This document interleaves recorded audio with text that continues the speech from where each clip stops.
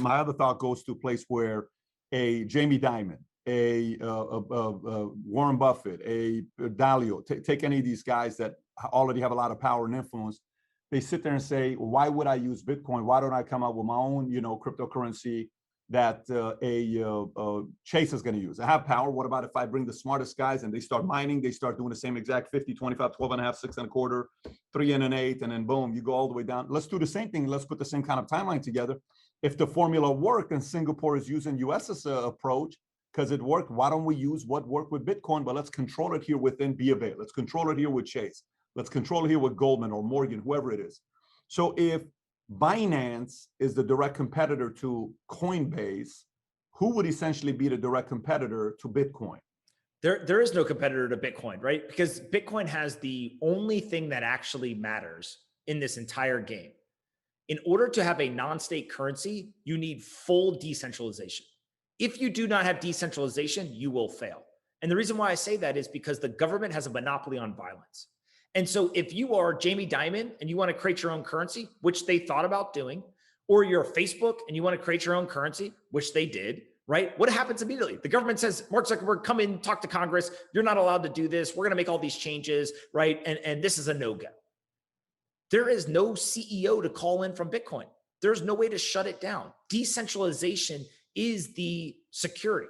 So the framework I use for this is to ascend to a global reserve currency. Throughout history, there was violent combat. One country or one, kind of geographic location or kingdom engaged in combat, prevailed, and then installed their currency as the global reserve currency.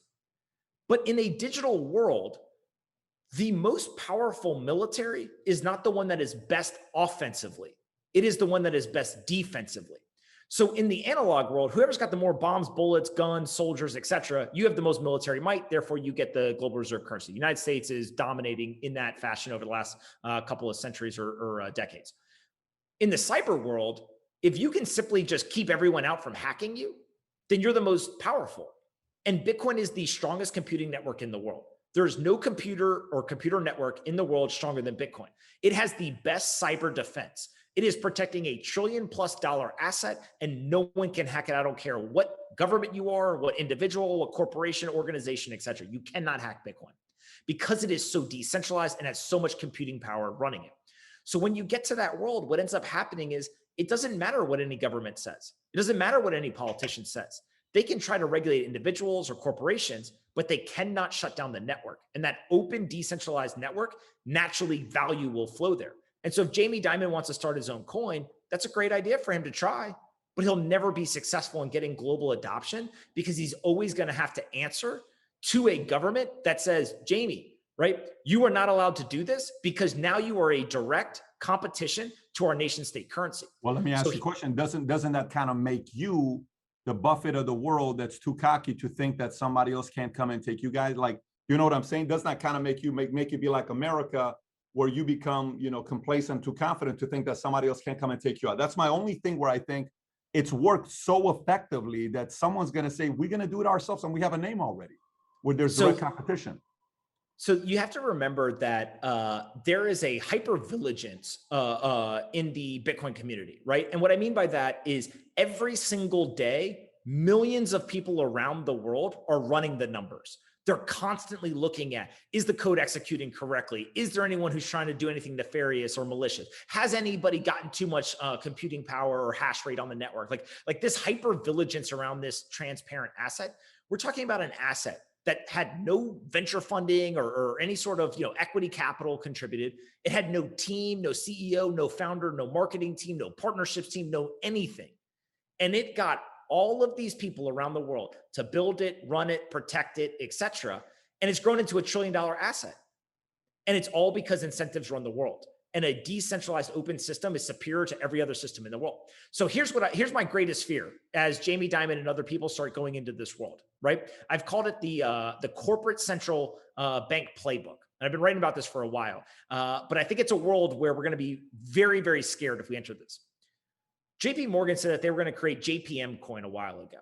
And JPM coin was going to be backed 1-to-1 to the US dollar. So they put a bunch of dollars in a bank account, right? And they would issue a digital dollar or JPM coin. And then you would go around, you could use this thing. And they would start with their corporate customers, right? Their partners. Then eventually they would push it out to retail. They get merchants using it, et cetera. But then just like the US dollar was depegged from gold, Jamie Dimon and JP Morgan in the future could just say, you know what? We're not going to unpeg it from the dollar.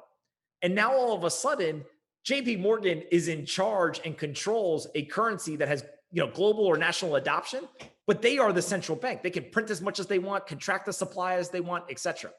And so I've been a very big proponent that I'm usually not a very big proponent of regulation, but there needs to be a conversation immediately that if a financial institution goes ahead and says, we are going to create a digital currency and it is backed by a basket of currencies, commodities, whatever, that is okay. But you are not allowed to change it in the future. So if you tell people it's backed 1-to-1 to the dollar, and then you want to unpeg it in the future, now what we're doing is we're really threatening the national currencies because we're going to give corporations the ability to be central banks, right? That's a world I don't think we want to go into. And so when you compare, would you rather a decentralized, transparent monetary system, or would you rather JP Morgan control the currency? Yeah, because then it goes back to the old school of doing business where one person's so powerful that you're scared of them because they can make any decision. That makes a lot of sense. So by the way, I'm a math guy. You sound like a math guy, right? You know, when you were back in school and you had this one tough formula, teacher would write it on the board, you're like, holy, how? And then you would sit there, your brain is just going crazy because you're trying to really figure this thing out. Who the hell is this person that figured out the math for Bitcoin, the 50, 25, 12 and a half, the timing every 4 years, mining? How does one even, I mean, I've interviewed Craig Wright before. Oh, I am Satoshi. And, when I did that, you have no idea how many hate letters, me an email, people, I cannot believe you even had the audacity to have him on. Everyone knows he's not Satoshi, all this other person. What do you think about when you think about the person? Forget about asking, who do you think it is? I'm not asking, who do you think it is?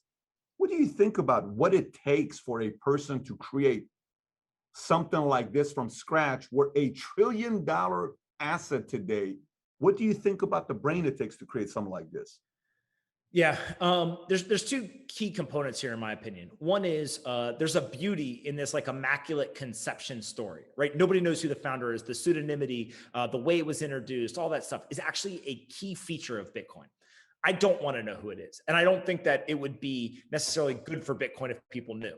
I don't think it would be fatal either, but I think that having this like nameless or faceless founder is actually a really strong thing because there's nobody to point at or to talk to or call in front of Congress, all that kind of stuff. So I think that's kind of the first piece is the Satoshi Nakamoto, almost like legend is a key component and very important. The second thing is people don't understand that this is actually not the first iteration of a attempt at a global digital currency, right? There was BitGold and a couple of other attempts previously, and they didn't get it right. There was either problems with this double spend problem or other types of issues that popped up. And so whoever the individual or group of people who came up with Bitcoin, they actually had some kind of shoulders to stand on, right? There was previous attempts and people were able to kind of see, okay, somebody tried this type of iteration, it didn't work. Well, we can figure out a solution to that. And so obviously whoever did this, whether it's an individual or a group, incredibly intelligent. I mean, the design of Bitcoin is beautiful, both from kind of the monetary policy we've been talking about, the difficulty, adjustments that occur in the mining system, et cetera. But I also think that in some crazy, crazy world, it takes humility. It takes a humbleness, whoever the individual is or the group, to have created something and to not say anything, to not go move the, whatever is 800,000, 1 million Bitcoin or whatever that's in the Satoshi wallets. That's a lot of money. And so when you start to look at this system, this is a special person or group to not only have been smart enough to design it, to not only have been smart enough to introduce it into the system, to also disappear, right? And to kind of walk away, but then also not to financially benefit from it.